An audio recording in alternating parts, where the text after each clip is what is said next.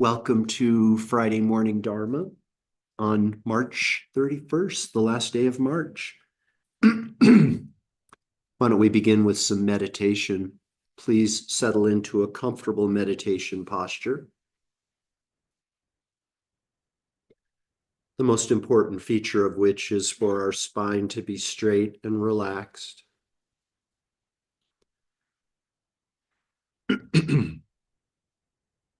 A straight spine facilitates unrestricted flow of our internal energy winds.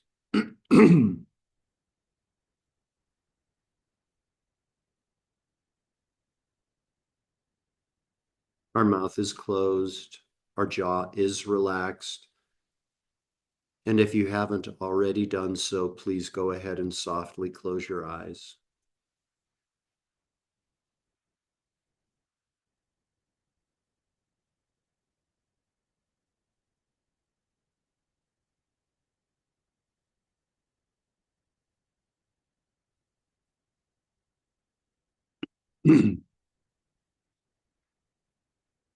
There is an aspect of the body that is referred to sometimes as the inner body. Some schools of meditation refer to it as the subtle body. And by coming into contact with your inner body, you can make manifest a more supple, tranquil state of awareness. So to accomplish this, I'd like you to please draw your awareness inside of your body and become aware of sensations. Sensations that may start in your hands and your feet in the form of a tingling, perhaps a lightness, perhaps a heaviness, perhaps a pulsation. No analysis is necessary. There's nothing to figure out. Just be the silent observer of these sensations and progress on the path to awakening.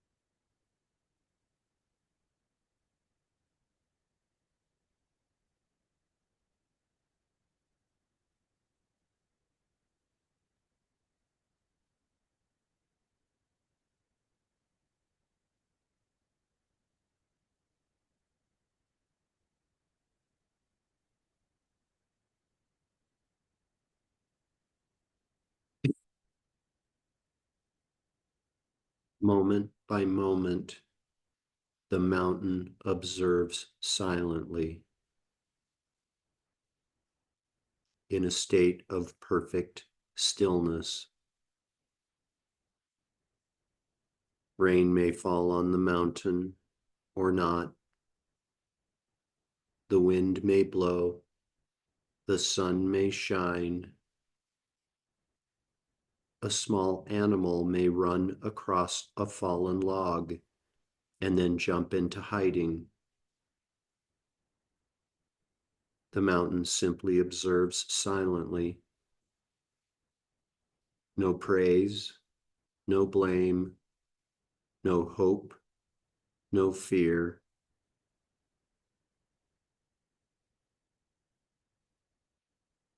Be a mountain as you silently observe sensations within your own body mountain.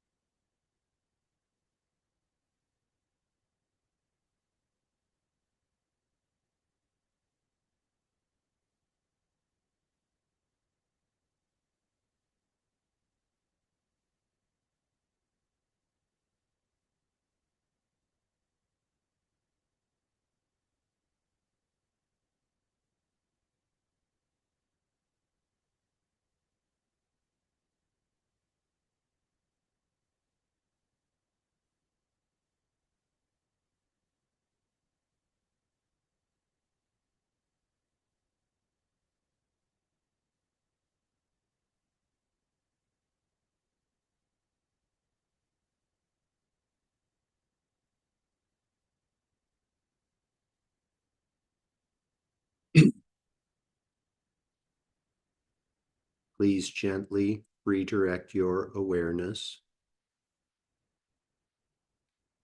Become aware again of this collection of karmic effects we've come to know as physical body, and allow your breathing to become less shallow.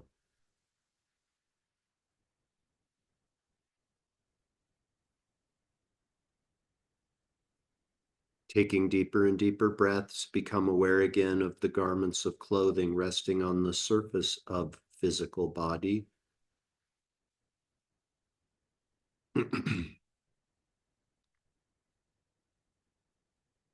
Become aware again of the surroundings inside the room you're occupying.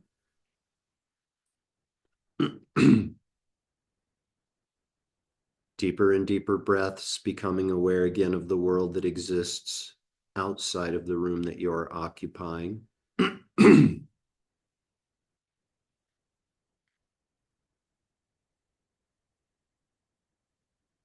We dedicate all of the merit from this morning's meditation to world peace. May all beings without exception soon come to enjoy an abundance of pure air and water, delicious, nutritious food, safe, warm, dry, reliable, affordable shelter, and comfortable, functional, attractive clothing. And with everyone's basic needs met, may we all enter and progress on wisdom paths that lead to complete liberation from all forms of suffering.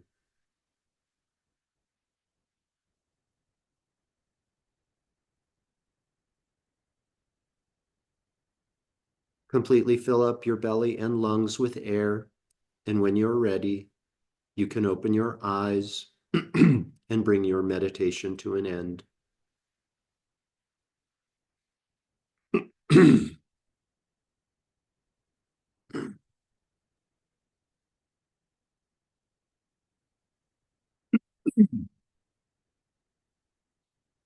Welcome back.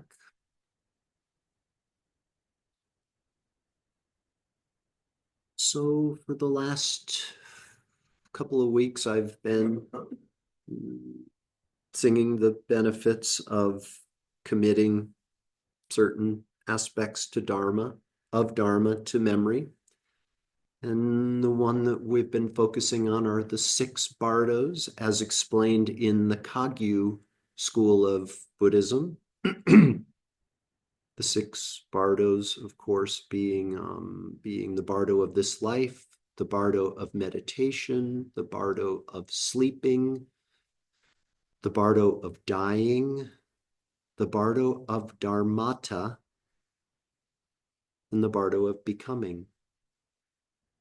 So just a little refresher for those of you who are applying yourself to the memorization of the 6 bardos.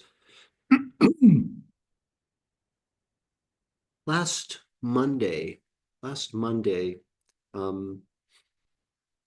we went through, we continued our journey through the chapter titled, What Will You Do in the Bardo?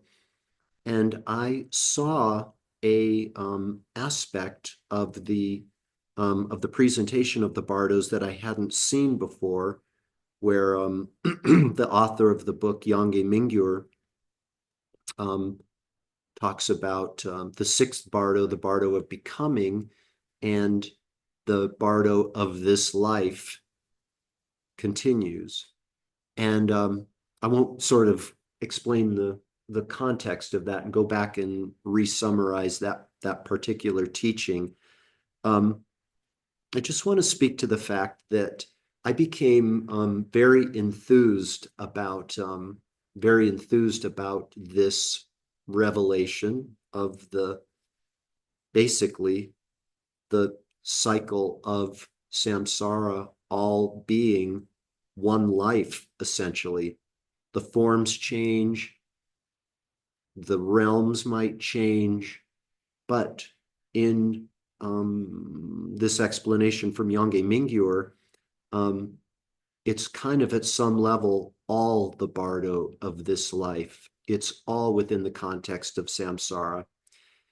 And being the Dharma nerd that I am, I got pretty excited about that. It's anytime another layer is revealed, I get enthusiastic and oh great, here's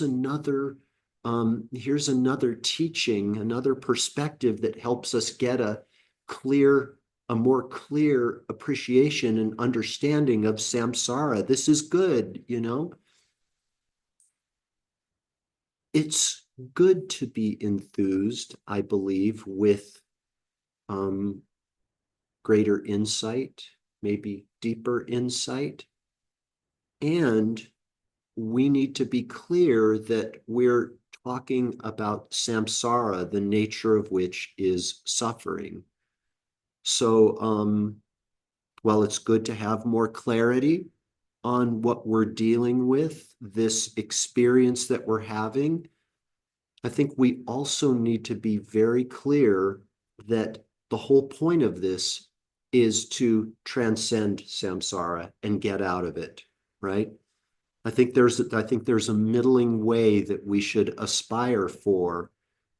Yes, there's room for enthusiasm and even excitement. Am I allowed to say that? Excitement with deeper, greater insight as it relates to this realm of suffering, this experience of suffering called samsara, cyclic existence.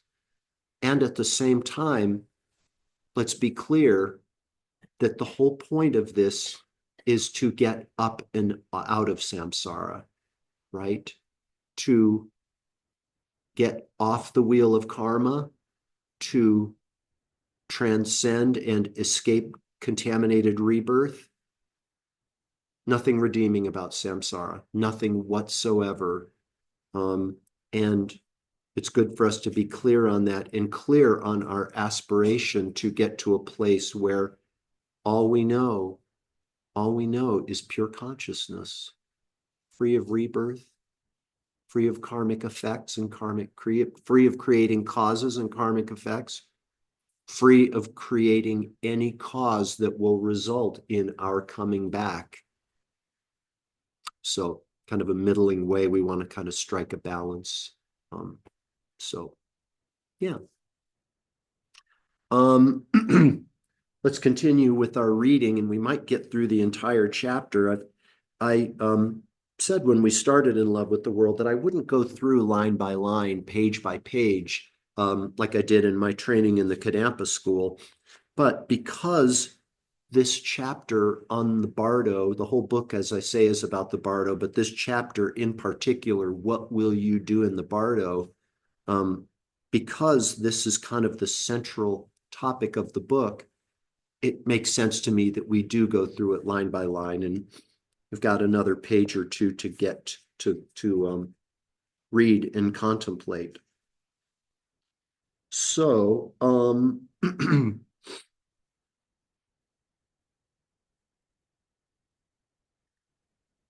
so Yange Mingyur is talking about the fact that if we can come to view everything as a becoming, kind of everything as being the bardo of becoming, as in everything is impermanent, there is no abiding, that helps us. That helps us to roll with the challenges of life.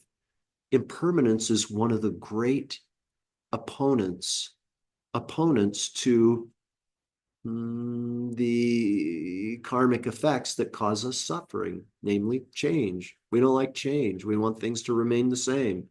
We want our relationships, we fall in love, we have great experiences and the love drugs are flowing in the brain and we want it to remain this way forever, right? I think most of us can recognize that it doesn't play out that way. Um, by recognizing the bardo of becoming and thus the impermanence of all products, we can sort of roll with whatever arises more easily. Yep. So Yang Ming, you're speaking to that now. With some understanding of the natural transitions, without some understanding of the natural transitions, it's easy to get stuck. Many years ago, I read an article in a newspaper about a woman who filed for divorce after 30 years of marriage. Unlike the more common complaints of infidelity and abandonment, this woman explained to the judge, "He's not the same man I married." What if, I now ask myself, we could enter relationships more like we enter a train? We know that the train will move, then stop and move again. Remember, at this point of the book, Yang Mingyur is in the train, or he's on the train traveling through in India in basic, like the lowest, the air quotes, lowest class of passenger ship, I guess. What if we enter relationships knowing that the thrill of new romance or the excitement of a new business partnership or the initial encounter with a spiritual mentor will not be the same in the future as it is in the beginning? What if we expected new positive circumstances to change rather than wished they would stay the same? The train makes many stops. He's talking here, of course, about the train of life. The train of life makes many stops. We don't try to prolong them, and we don't expect the train to stay in one place. It passes through places just as we pass through the bardos. The bardos show us that everything is always in transition, and whether becoming applies to transitions between mental identifications within this lifetime or over many lifetimes, the challenge remains the same. That is to liberate ourselves by letting go of our grasping onto our self-constructed narratives. So really important to note here that, Yang Mingyur is talking about benefiting from the fluidity of the bardos in a couple of different contexts. One, so that we can better roll with events that occur, daily events that occur within our life, whether it's the car not working the way we want it to, or the relationship not going the way we want it to. Yeah, using wisdom, realizing impermanence to be able to roll with the events of daily life. The bardo of becoming, always becoming something new in day-to-day life, as well as kind of the larger scheme, kind of the ultimate scheme of birth, aging, sickness, death, rebirth, aging, sickness, death. The fluidity of that cycle, of those cycles, and thus through wisdom recognition of that cycle, ultimately we get up and off of the wheel altogether. So day to day and sort of like ultimate, is there a difference between the two? Not really, but I'll leave that to you to contemplate on your own. Are we doing 2 minutes? Even though we can't pinpoint the exact beginning or end of anything, including the bardo stages, nonetheless, the gathering together of things into categories can be helpful. Each bardo gathers together characteristics that are particular to each stage of our journey. The characteristics of the natural bardo of this life offers opportunities for waking up that are interdependent, although not the same, as the opportunities for waking up when we are dying. To become familiar with the characteristics that lend themselves to waking up in each stage means to recognize heightened opportunities for turning confusion into clarity. A lot packed into that paragraph. I think essentially what Yange Mingyur is saying here is that is consistent with what I was saying about using our recognition of the bardos and impermanence to help navigate our daily life more peacefully, with more clarity and wisdom. He's also pointing to an opportunity that comes at the time of death.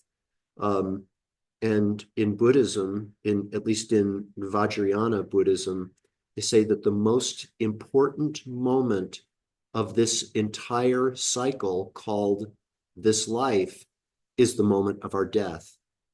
And there's this really, really super important moment at which the clear light of death appears. It's talked about in the Tantras, the clear light of death appears. And if we can be mindful, if we can be aware and present when that clear light of death becomes manifest, that's a portal through which we can go and get off the wheel.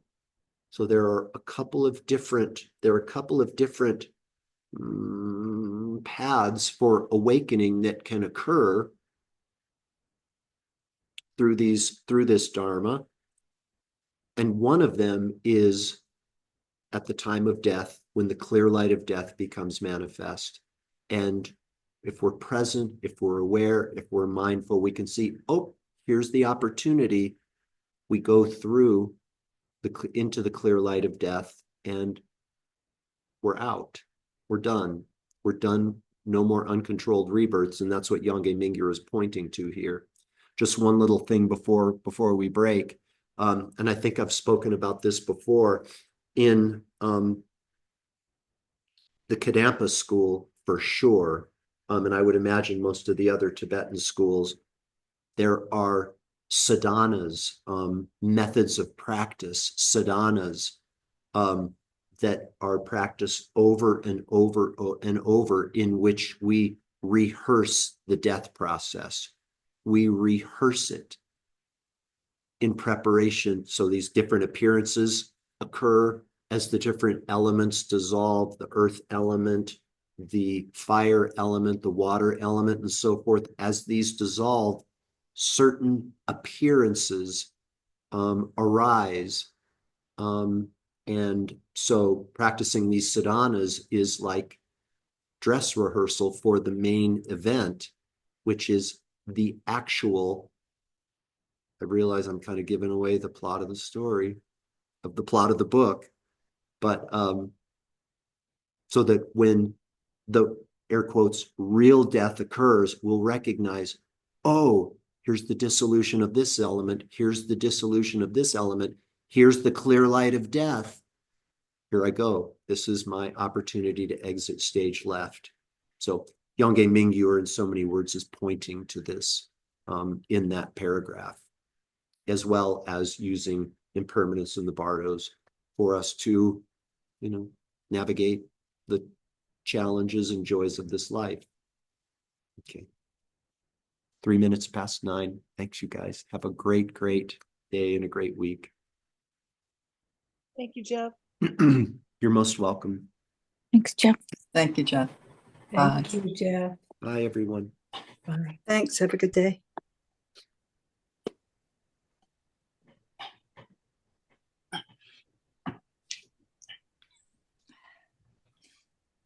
Okay. Let's do this. Do this.